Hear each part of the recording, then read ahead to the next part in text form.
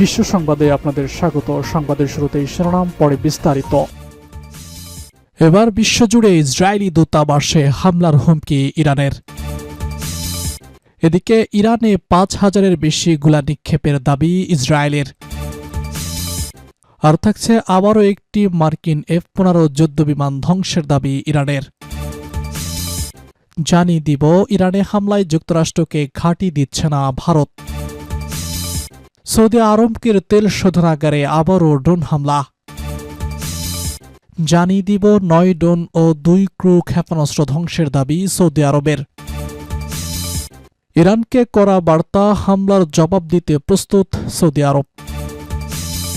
সর্বশেষ জানিয়ে দিব, ইরান যুদ্ধ ১০ দিনের বেশি চললে ক্ষেপণাস্ত্র সংকটে পড়বে যুক্তরাষ্ট্র, পেন্টাগনের সতর্কবার্তা। বিশ্বজুড়ে ইসরায়েলি দূতাবাসে হামলার হুমকি ইরানের। দখলদার ইসরায়েল ও যুক্তরাষ্ট্র যৌথভাবে ইরানে হামলা চালিয়ে পুরো মধ্যপ্রাচ্যে আগুন জ্বালিয়ে দিয়েছে। গত ২৮ ফেব্রুয়ারির ওই আগ্রাসনের পর হাতের মুষ্টি ছেড়ে দিয়েছে তেহরানও। ঝাঁকে ঝাঁকে ক্ষেপণাস্ত্র ও ড্রোন ছুটছে উগ্র ইহুদিবাদী ভূখণ্ড ও উপসাগরীয় দেশগুলোই মার্কিন স্বার্থ সংশ্লিষ্ট স্থাপনা লক্ষ্য করে। এবার বিশ্বজুড়ে ইসরায়েলি দূতাবাসে হামলার হুমকি দিয়েছে ইরান। ইরানের সশস্ত্র বাহিনীর এক মুখপাত্র হুঁশিয়ারি দিয়ে বলেন, লেবাননে তেহরানের মিশনে ইসরায়েল হামলা চালালে বিশ্বজুড়ে উগ্র ইহুদিবাদী তেল আবিবের মিশনগুলোতে আঘাত করা হবে। ইরানি সশস্ত্র বাহিনীর মুখপাত্র আবুল ফজল শেখরচি টেলিভিশনে সরাসরি বক্তব্যে বলেন, ইসরায়েল যদি এ ধরনের পদক্ষেপ নেয় তবে তা বিশ্বের বিভিন্ন স্থানে থাকা ইসরায়েলি দূতাবাসগুলোকে আমাদের লক্ষ্যবস্তুতে পরিণত করতে আমাদের বাধ্য করবে। এর আগে মঙ্গলবার ৩ মার্চ ইসরায়েলি সামরিক বাহিনীর আরবি ভাষার মুখপাত্র আভিচাই আদ্রাই বলেন, ইসরায়েল লেবাননে অবস্থানরত ইরানি প্রতিনিধিদের অবিলম্বে সরে যাওয়ার জন্য সতর্কবার্তা দিচ্ছে। তাদের এলাকা ছাড়ার জন্য ২৪ ঘণ্টা সময় দেওয়া হয়েছে। ইরানে ৫,০০০-এর বেশি গোলা নিক্ষেপের দাবি ইসরায়েলের। ইসরায়েলি বিমানবাহিনী জানিয়েছে, শনিবার সংঘাত শুরুর পর থেকে তারা ইরানে ৫,০০০-এর বেশি গোলাবারুদ নিক্ষেপ করেছে। সামাজিক যোগাযোগ মাধ্যমে দেওয়া এক পোস্টে তারা বলেছে, বিশেষভাবে তেহরানকে লক্ষ্য করেই এসব হামলা করা হয়েছে। এদিকে ইসরায়েলি প্রতিরক্ষা বাহিনী IDF জানিয়েছে, কিছুক্ষণ আগে ইরান থেকে ইসরায়েলের দিকে ক্ষেপণাস্ত্র ছোড়া হয়েছে বলে তারা নিশ্চিত হয়েছে। এক্সে দেওয়া এক পোস্টে IDF বলেছে, ইরানের ক্ষেপণাস্ত্র প্রতিহত করতে প্রতিরক্ষা ব্যবস্থা সক্রিয় করা হয়েছে। ইসরায়েলি জনগণকে আশ্রয় কেন্দ্রে যাওয়ার নির্দেশ দেওয়া হয়েছিল, তবে এখন তা তুলে নেওয়া হয়েছে।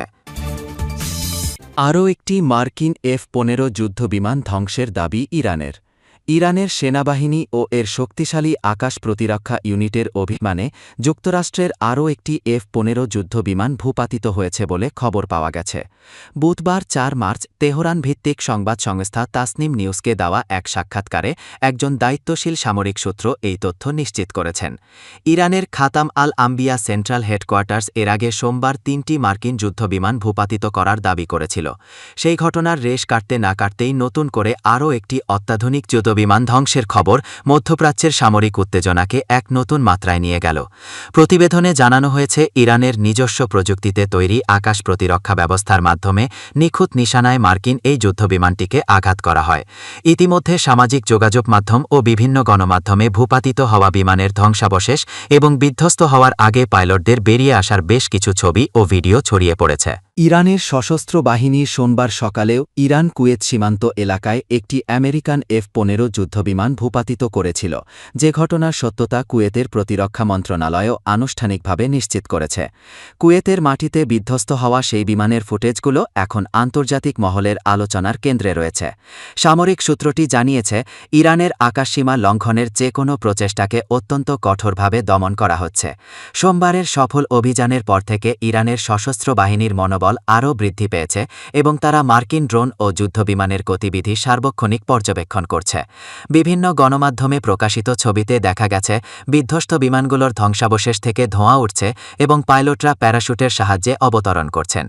যদিও যুক্তরাষ্ট্রের পক্ষ থেকে তাদের ক্ষয়ক্ষতির পরিমাণ নিয়ে এখনও বিস্তারিত কোনো বিবৃতি পাওয়া যায়নি, তবে কুয়েত ও ইরানের সীমান্তে সামরিক তৎপরতা বহুগুণ বৃদ্ধি পেয়েছে। ইরানে হামলায় যুক্তরাষ্ট্রকে ঘাঁটি দিচ্ছে না ভারত। দখলদার ইসরায়েল ও যুক্তরাষ্ট্র যৌথভাবে ইরানে হামলা চালিয়ে পুরো মধ্যপ্রাচ্যে আগুন জ্বালিয়ে দিয়েছে। গত ২৮ ফেব্রুয়ারির ওই আগ্রাসনের পর হাতের মুষ্টি ছেড়ে দিয়েছে তেহরানও। ঝাঁকে ঝাঁকে ক্ষেপণাস্ত্র ও ড্রোন ছুটছে উগ্র ইহুদিবাদী ভূখণ্ড ও উপসাগরীয় দেশগুলোয় মার্কিন স্বার্থ সংশ্লিষ্ট স্থাপনা লক্ষ্য করে। এর মধ্যে একটি বিষয় উভয় পক্ষের সমর্থকদের ভাবাচ্ছিল যে ইরানের সাবেক ও ইসরায়েলের বর্তমান মিত্র ভারত কোন দিকে ঝুঁকছে। তারা ওয়াশিংটন ও তেল আবিবকে তেহরানে হামলায় সহযোগিতা করবে নাকি সংঘাতের বিরোধিতা করবে। এবার নিজেই অবস্থা স্পষ্ট করেছে নয়াদিল্লি। ভারতীয় বন্দর ব্যবহারের মার্কিন দাবি অস্বীকার করল ভারত। ভারতের পররাষ্ট্র মন্ত্রণালয় সেই দাবি প্রত্যাখ্যান করেছে। ওয়াশিংটন দাবি করেছিল যে ভারত ইরানের বিরুদ্ধে যুদ্ধে মার্কিন নৌবাহিনীকে ভারতীয় বন্দর ব্যবহারের অনুমতি দিয়েছে। যুক্তরাষ্ট্রের সাবেক প্রতিরক্ষা সচিবের উপদেষ্টা ডগলাস ম্যাকগ্রেগর কট্টর ডানপন্থী চ্যানেল ওয়ান আমেরিকা নিউজ নেটওয়ার্কে দাবি করেছিলেন যে চলমান সংঘাতের মধ্যে মার্কিন নৌবাহিনীর জাহাজগুলো ভারতীয় বন্দর ব্যবহার করতে পারে। ভারতের পররাষ্ট্র মন্ত্রণালয় জানিয়েছে, যুক্তরাষ্ট্রভিত্তিক চ্যানেল ওয়ানে করা এই দাবি যে ভারতীয় বন্দরগুলো মার্কিন নৌবাহিনী ব্যবহার করছে তা সম্পূর্ণ ভুয়ো ও মিথ্যা। আমরা এ ধরনের ভিত্তিহীন এবং বানোয়াট মন্তব্যের বিরুদ্ধে আপনাদের সতর্ক করছি। শ্রীলঙ্কা উপকূলের কাছে একটি ইরানি যুদ্ধজাহাজে মার্কিন সাবমেরিন হামলার ঘটনাটি যখন নিবিড়ভাবে পর্যবেক্ষণ করা হচ্ছে, ঠিক সেই সময়েই ভারতের পক্ষ থেকে এই কড়া প্রতিবাদ এল। ক্ষতিগ্রস্ত ইরানি জাহাজটি ভারতের আয়োজিত একটি সামরিক মহড়া শেষ করে ফেরার পথে হামলার শিকার হয়। সাউদি আরামকোর তেল শোধনাগারে আবারও ড্রোন হামলা। সাউদি আরামকোর বৃহত্তম তেল শোধনাগার রাস তানুরায় আবারও ড্রোন হামলার খবর জানিয়েছে বার্তা সংস্থা রয়টার্স। বুধবার ৪ মার্চ এ হামলার তথ্য নিশ্চিত করে বার্তা সংস্থাটি। সাউদি প্রতিরক্ষা মন্ত্রণালয়ের এক মুখপাত্র বলেছেন, প্রাথমিক মূল্যায়নে দেখা গেছে আজকের হামলাটি একটি ড্রোন পরিচালিত হামলা ছিল এবং এতে কোনো ক্ষয়ক্ষতির খবর পাওয়া যায়নি। এর আগে সোমবার আরেকটি ড্রোন হামলার কারণে কমপ্লেক্সটি বন্ধ করে দেওয়া হয়েছিল। ৯ ড্রোন ও ২ ক্রুজ ক্ষেপণাস্ত্র ধ্বংসের দাবি সৌদি আরবের। সৌদি আরবের প্রতিরক্ষা মন্ত্রণালয়ের মুখপাত্র মেজর জেনারেল তুর্কি আল মালিকি ঘোষণা করেছেন, সম্প্রতি দেশটির আকাশ সীমানায় প্রবেশকারী ৯টি ড্রোনকে ধ্বংস করা হয়েছে এবং দেশটির রাজধানী রিয়াদ থেকে ৮০ কিলোমিটার দক্ষিণ পূর্বে আল খার্জ অঞ্চলে ২টি ক্রুজ ক্ষেপণাস্ত্র সফলভাবে প্রতিহত করা হয়েছে। এই অভিযান সৌদি প্রতিরক্ষা বাহিনীর আধুনিক আকাশ প্রতিরক্ষা সিস্টেমের সক্ষমতার পুনরায় প্রমাণ করেছে। এই আকাশ প্রতিরক্ষা ব্যবস্থা দেশটির সার্বভৌমত্ব ও নাগরিকদের নিরাপত্তায় নিয়োজিত রয়েছে। সরকারি বিবৃতিতে বলা হয়, সৌদি আরব তার নিরাপত্তা নিশ্চিত করতে এবং নাগরিক ও আবাসিক এলাকা রক্ষায় সব প্রয়োজনীয় ব্যবস্থা নিতে প্রতিশ্রুতিবদ্ধ। একই সঙ্গে দেশটি ইরানের হামলার বিরুদ্ধে একাধিক সৌদি ও গালফ কাউন্সিল সদস্য রাষ্ট্রের পক্ষ থেকে আসা নিন্দা ও সমর্থনের জন্য কৃতজ্ঞতা প্রকাশ করেছে। এ সময় সৌদি মন্ত্রিসভা মঙ্গলবার এক বৈঠকে জানায়, সৌদি আরব ইরানের প্রকাশ্য ও পরোক্ষ আগ্রাসনের জন্য তার পূর্ণ প্রতিরক্ষা অধিকারের প্রয়োগ করবে এবং প্রয়োজন হলে নিজস্ব প্রতিরক্ষা ব্যবস্থা আরও সক্রিয়ভাবে ব্যবহার করবে। ইরানকে কড়া বার্তা, হামলার জবাব দিতে প্রস্তুত সৌদি আরব। মধ্যপ্রাচ্যের যুদ্ধ পরিস্থিতি নিয়ে কড়া বার্তা দিয়েছে সৌদি আরব। দেশটির মন্ত্রিসভা জানিয়েছে তারা ইরানের হামলার জবাব দিতে প্রস্তুত।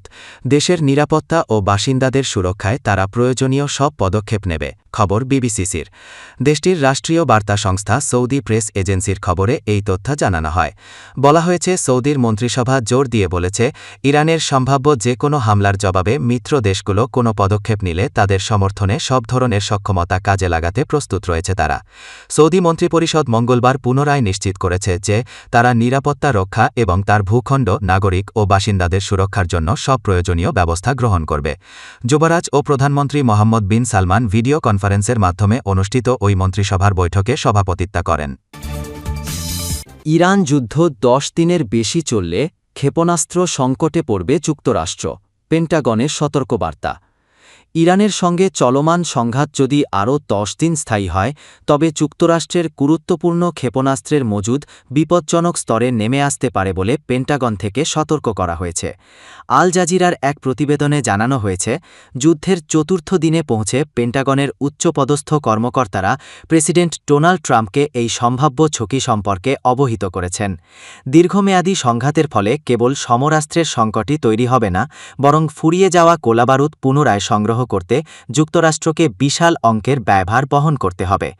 যদিও প্রেসিডেন্ট ট্রাম্প সামাজিক যোগাযোগ মাধ্যম ট্রুথ সোশ্যালে দাবি করেছেন যে যুক্তরাষ্ট্রের অস্ত্রভাণ্ডার বর্তমানে ইতিহাসের শ্রেষ্ঠ অবস্থানে রয়েছে এবং এই মজুদ দিয়ে চিরকাল যুদ্ধ চালানো সম্ভব। পেন্টাগনের ফাঁস হওয়া তথ্যানুযায়ী বিশেষ করে ইন্টারসেপ্টর বা ক্ষেপণাস্ত্র প্রতিরোধী ব্যবস্থার সংকট সবচেয়ে প্রকট হওয়ার আশঙ্কা রয়েছে। জয়েন্ট চিফস অফ স্টাফের চেয়ারম্যান জেনারেল ড্যান কেইন সতর্ক করেছেন যে ইসরায়েল ও ইউক্রেনকে বিপুল সামরিক সহায়তা দেওয়ার ফলে আমেরিকার নিজস্ব মজুদ ইতিমধ্যে বেশ সংকুচিত হয়ে পড়েছে।